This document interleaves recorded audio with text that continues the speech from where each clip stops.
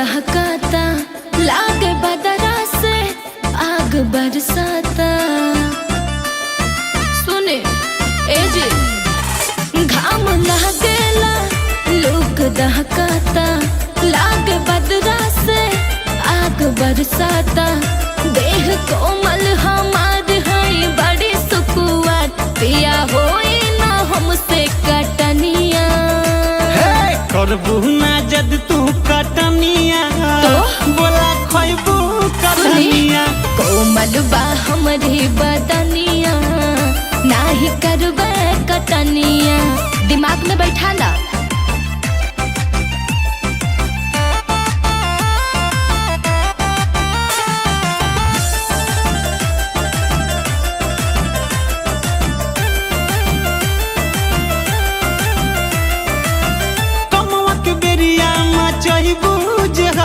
अच्छा, मुँह में रानी ना जाई निवाला।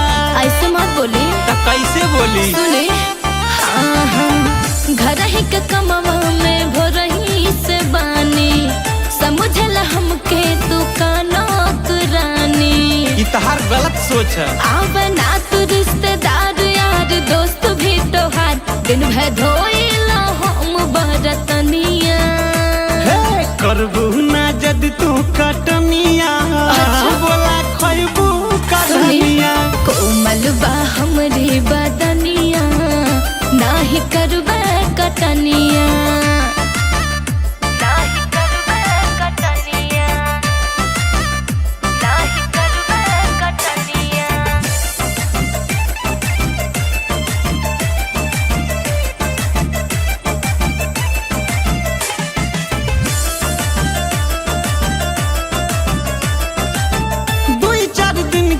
कटाई मड़ाई ओह मतू हमसे करेलू लड़ाई।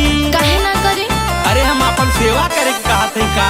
सुनो कमावा बदुई दिन तक खनवा के बनाई, ले आवा ठेका पे 2-4 मनाई। महंगाई ना दिखात बका। कितना करी हम कहले रहला हमसे ये जान, कह के रखबे बना के महारानिया। करबू ना जद तू कटनिया। अच्छा, बोला खैबू कटनिया। कोमल बा हमरी बदनिया, नाही करबे कटनिया। बुझाई?